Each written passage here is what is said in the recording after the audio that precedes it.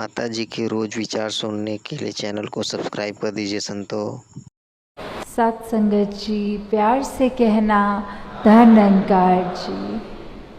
आज फिर ये मौका बन पाया कि दासी संडे को यहाँ आप सबके दर्शन करने के लिए इधर उपस्थित हो सकी, तो बहुत ही अच्छा लगा। और आज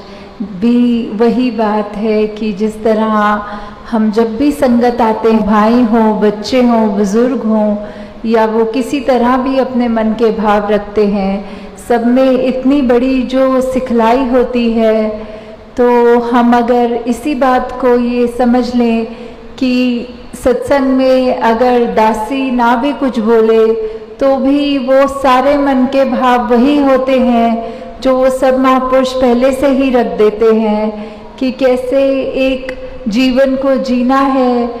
ये निरंकार परमपिता परमात्मा, ये ब्रह्म ज्ञान हमें मिलकर हमें वो जो स्थिति अपना रखते, क्योंकि सिर्फ कृपा है वो, पर अब उस कृपा के बाद हमें अपने जीवन में ये जो सहज अवस्था लानी है, तो ये सहज अवस्था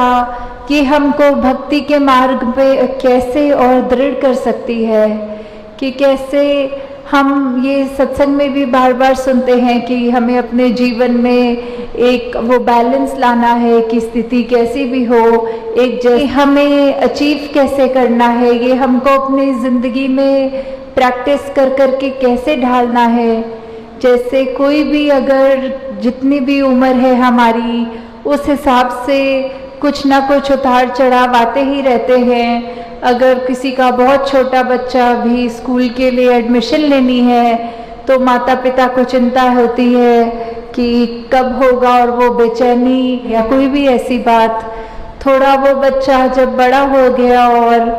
तो पढ़ाई में एग्ज़ाम्स अच्छे नहीं हो पाए, पढ़ाई में ध्यान नहीं लग रहा, ऐसी और कितनी और बेचैनियाँ आती हैं। और जब बच्चे थोड़े और बड़े हो जाते हैं स्कूल कॉलेज के टाइम में, आजकल तो बच्चों की ये देखी गई है हाल कि अगर कभी दिल भी टूटता है, बना लेते हैं कि अब तो हम पत्थर दिल हो गए हैं, हमारे साथ अच्छा नहीं किया। तो भाव क्या है ये सब बताने का कि कैसे आगे जाके भी अगर नौकरी पेशा वाली ज़िंदगी भी होती है तो जॉब नहीं मिल रही या फिर सैलरी कम है, कुछ भी पड़ाव जीवन में जैसे जैसे आते हैं, कभी भी वो सहज अवस्था में एक जीवन को उस तरह व्यतीत नहीं किया जाता और यही मन के भाव रहते हैं कि तो यही एक अगर हम भक्ति के मार्ग पे चल रहे हैं तो कैसे हर पल हमारा खुद ब खुद उस तरह निकलता है कि एक हमें अपने आप को ज़बरदस्ती कुछ सोच विचार में नहीं डालना पड़ता, जो ना कि किसी ये डिप्रेशन आजकल जो वर्ड इतना कॉमनली यूज़ हो रहा है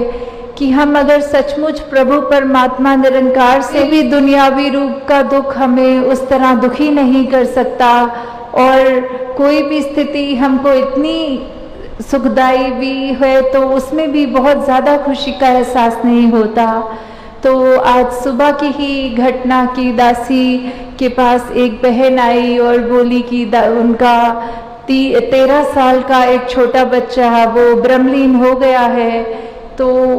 वो बहुत ही उस तरह ज़्यादा रो रहे थे, तो दासी ने सिर्फ ये बोलकर कि निरंकार पूरे परिवार पे कृपा करे, शक्ति बख्शे, और साथ में जब उन्होंने फिर ये कहा कि अगर निरंकार ने बच्चा लेना ही था तो दिया ही क्यों, तो दासी ने बस यही शुक्राना किया था, तब तो सवाल नहीं किया था कि ये बच्चा दिया क्यों। और अब जब वही शरीर भी निरंकार का जो पहला प्रण होता है, तन मन धन निरंकार का है, तो वही निरंकार की वस्तु जब निरंकार ने दी और जब चाहे निरंकार ने वो शरीर ले लिया वापस, तो हम उस सहज भाव में क्यों नहीं रह पा रहे। तब हमारे मन में इतनी उथल पुथल क्यों हो रही है कि जब प्राप्त करना, उसके बाद तो अपने आप ही जीवन ये सहज भाव का जीवन, ये सहज अवस्था वाला जीवन बन जाना चाहिए। तो हम अपने अंदर ये सोच विचार करके देख लें, ये इंट्रोस्पेक्शन करके देख लें कि क्या हम आते तो हैं संगत, पर हम फिर भी अपना मन, ये सारे वक्ता जो भी बोलते हैं स्टेज से, क्या हम सभी की बातें सुन रहे हैं या बैठकर हमारा ध्यान कहीं और चला गया। दिमाग में सत्संग में सुनी गई हर चीज़ को अपने जीवन में ढालेंगे, ये निरंकार का आश्रय लेंगे, तो अवश्य ही ये सहज रूप में जिंदगी इतनी आसान लगने लग जाएगी कि बस एक तरह, जैसे कहते हैं कि हम पानी में अगर फ्लोट कर रहे होते हैं तो कोई वो मेहनत नहीं लगती, बस अपने आप बहते ही चले जाते हैं, सब काम वो पानी ही करता है।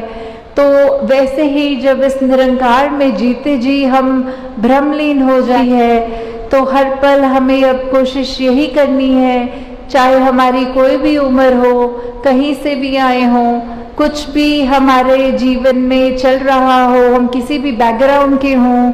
तो बस बात यही कि परमात्मा निरंकार सभी का जो है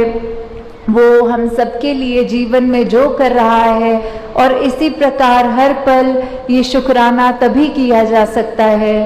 तो दाता हर सभी पे कृपा करे कि ये सहज अवस्था वाला जीवन हर एक के हिस्से में और आता जाए, हर पल और इस निरंकार के रंग में सभी रंगते जाएं। साथ संगत जी, धन निरंकार।